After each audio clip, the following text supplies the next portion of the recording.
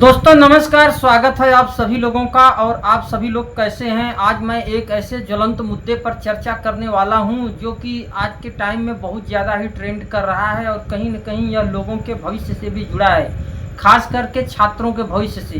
तो बात ऐसी है कि सोनम वांगचुक करीब जुलाई 2026 से लगातार बैठे हुए हैं भूख हड़ताल पर और उनको लमसम 14 दिन 15 दिन अभी होने वाले हैं और उनकी सेहत लगातार बिगड़ती जा रही है। उनका वज़न भी 8-9 किलो कम हो गया है और वे लगातार संदेश दे रहे हैं कि 20 जुलाई से अब जो भी गार्जियन लोग हैं और जो भी छात्र लोग हैं उनको निकलना पड़ेगा। इस लड़ाई को लंबा लड़ना पड़ेगा क्योंकि इस लड़ाई में काफ़ी लोगों की ज़रूरत है। अब चूँकि वे लोग यहाँ पे भूख हड़ताल कर रहे हैं, अब उनकी जान को भी खतरा हो गया है। और इसके बारे में मैंने जब सर्च किया तो मनीष कश्यप ने भी एकदम बोल दिया है कि मैं भले से कॉकरोचों का समर्थन नहीं करूं, लेकिन सोनम वांगचुक एक ऐसे वैज्ञानिक हैं जिन्होंने पर्यावरण के लिए काफ़ी काम किया है, लद्दाख में भी काफ़ी काम किया है और वे कहीं न कहीं एक देश की एक बहुत बड़ी हस्ती हैं, बहुत बड़े शान हैं। यदि उनके साथ कुछ गलत होता है तो कोई भी कभी भी माफ़ नहीं करेगा। अब ये लोग बैठे क्यों हैं? क्योंकि परीक्षा में जो गड़बड़ियाँ हुई थी नीट में, अब इसके लिए मुझे कहीं न कहीं मुझे चैट जीपीटी का मदद लेना पड़ेगा। तो मैं ज़रा भी इसमें संकोच नहीं करूंगा। मैं चैट जीपीटी, जेमिनी और एआई टूल्स का बराबर यूज करूंगा ताकि मैं आप लोगों के साथ एक तथ्यात्मक एक विषय पे मैं चर्चा कर सकूं। और सब कुछ हमेशा याद भी नहीं रहता, इसलिए अच्छे से हम लोग आपस में बातचीत करें और हम लोगों का एक अर्थ भी निकल करके आना चाहिए, क्योंकि ये मुद्दा बहुत ही ज़्यादा वैसा है जो कि लोगों के भविष्य से जुड़ा हुआ है, हम लोगों के भविष्य से।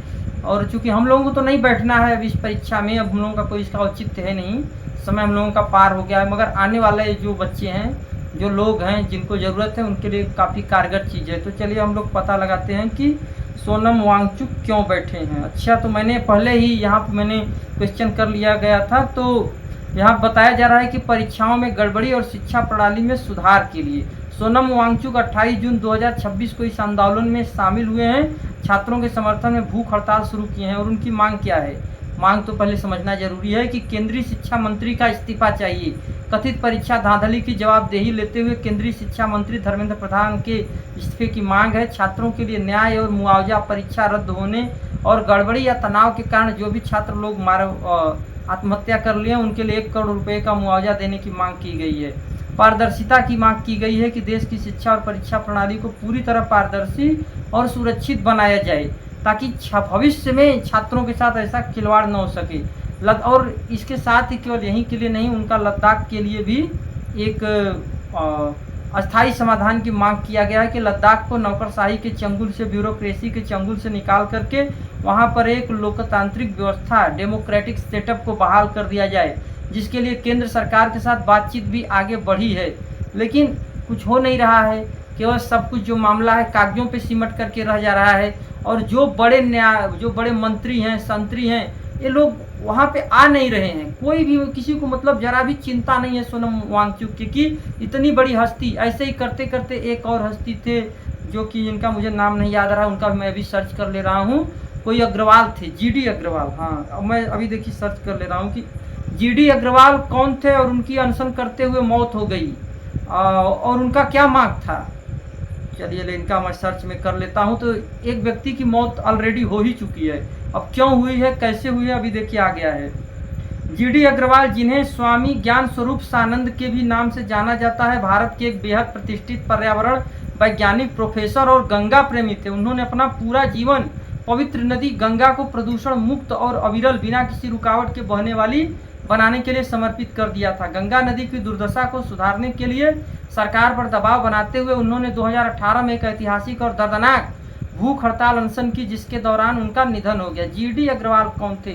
संक्षिप्त परिचय इनका एक मैं आप लोगों को बता दे रहा हूँ कि यह प्रतिष्ठित वैज्ञानिक और प्रोफेसर थे। वह आईआईटी कानपुर में सिविल और एनवायरमेंटल इंजीनियरिंग विभाग के प्रोफेसर और प्रमुख रह चुके थे। सरकारी सेवा में थे। वह भारत के केंद्रीय प्रदूषण नियंत्रण बोर्ड सीपीसीबी के पहले सदस्य सचिव, मेंबर सेक्रेटरी भी थे। संन्यास जीवन, पर्यावरण के प्रति बेहद गहरा लगाव होने के कारण बाद में उन्होंने अध्यात्म का रास्ता चुना और संन्यास लेकर स्वामी ज्ञान स्वरूप सानंद बन गए। तो इनका जीवन ऐसा था। और ये भी इस यही मांग करते हुए अनशन किए और उनकी मृत्यु हो गई। तो कहीं न कहीं इसमें सोनम वांगचुक भी चपेट में आ सकते हैं। और एक राजीव तलवार नाम का कोई है जो कि खुलेआम गालियां दे रहा है इसी सरकार को इस तरीके से। लेकिन हम लोग अभद्र भाषा का एकदम नहीं प्रयोग करेंगे। हिंसा और अभद्र भाषा के हम लोग सदैव खिलाफ हैं। लेकिन हम सभी लोगों को मिलजुल करके एक ऐसा रास्ता निकालना चाहिए कि ये जो समाज सेवी व्यक्ति हैं, जो कि प्रतिष्ठित व्यक्ति हैं, सोनम वांगचुक जी, जिनके ऊपर की 3 इडियट्स फिल्म भी बनी है, जल्द से जल्द इनका अनशन टूटे और इनकी जान बचे, क्योंकि अभी ये लोग बहुत खतरे में बताए जा रहे हैं। खैर, काफ़ी संघर्ष ऐसी स्थिति में करना ही पड़ता है। तो अभी मैं एक और क्वेश्चन करता हूँ कि सोनम वांगचुक कैसे अपना अनशन तोड़ेंगे। चलिए देखते हैं क्या होता है, क्या बताते हैं यहाँ पे चैट जीपीटी के माध्यम से हमें क्या पता चलता है। देखिए, तो बताया जा रहा है कि सोनम वांगचुक ने दिल्ली के जंतर मंतर पर अपनी इस भूख हड़ताल अनशन को अनिश्चितकालीन इंडेफिनिट हंगर स्ट्राइक घोषित किया। वर्तमान स्थिति जुलाई 2026 के अनुसार उन्होंने अभी तक अपना अनशन नहीं तोड़ा। वह लगातार 16 दिन से केवल पानी और नमक के सहारे इस हड़ताल पर डटे हुए हैं। वांगचुक ने स्पष्ट किया है कि वे अपना अनशन तभी समाप्त करेंगे या बदलेंगे जब निम्नलिखित स्थितियां बनेंगी। मुख्य मांगों पर सरकार की ठोस पहल या लिखित आश्वासन चाहिए। वे मुख्य रूप से परीक्षा प्रणाली में सुधार, नीट यूजी पेपर लीक विवाद के बाद और शिक्षा मंत्री के इस्तीफे की मांग कर रहे हैं। उन्होंने स्पष्ट कहा है कि जब तक सरकार छात्रों के भविष्य को सुरक्षित करने के लिए कोई जवाबदेही तय नहीं करती या ठोस कदम नहीं उठाती, वे पीछे नहीं हटेंगे। अब अगला प्लान इनका भी ये भी सुन लीजिए कि संसद का मानसून सत्र और 20 जुलाई का मार्च। सोनम वांगचुक ने घोषणा की है कि वह 20 जुलाई 2026 को संसद के मानसून सत्र के पहले दिन छात्रों और समर्थकों के साथ संसद मार्च पार्लियामेंट में हिस्सा लेंगे। इस तारीख को उनके आंदोलन का एक महत्वपूर्ण पड़ाव माना जा रहा है। विपक्षी नेताओं जैसे उद्धव ठाकरे ने भी उनसे अनशन वापस लेने की लड़ाई की है ताकि वे स्वस्थ रह करके इस लड़ाई को आगे बढ़ा सकें। लेकिन वांगचुक अभी भी डटे हुए हैं। तो शायद जंतर मंतर कुछ दूर पड़ रहा है, जिसकी वजह से इन लोगों की आवाज़ सरकार के कानों तक नहीं पहुंच पा रही है। इसलिए लोग खुद चल करके संसद के पास तक जाकर के अपना मार्च करेंगे, ताकि नज़दीक जब पहुंचे तो इनकी आवाज़ वहां के लोगों को, जो अंदर जो बैठे हुए सांसद हैं, जो बैठी हुई सरकार है, जो कि एकदम निष्ठुर है, जो कि हृदयहीन है, जो कि एकदम नहीं समझ रही है, शायद ये लोग कुछ समझें और इनको लिखित मांग दें और धर्मेंद्र प्रधान जी, जो कि शिक्षा मंत्री हैं, वे जल्द से जल्द इस्तीफा दें और देश के प्रति अपने कर्तव्य का ये लोग निर्वहन करें।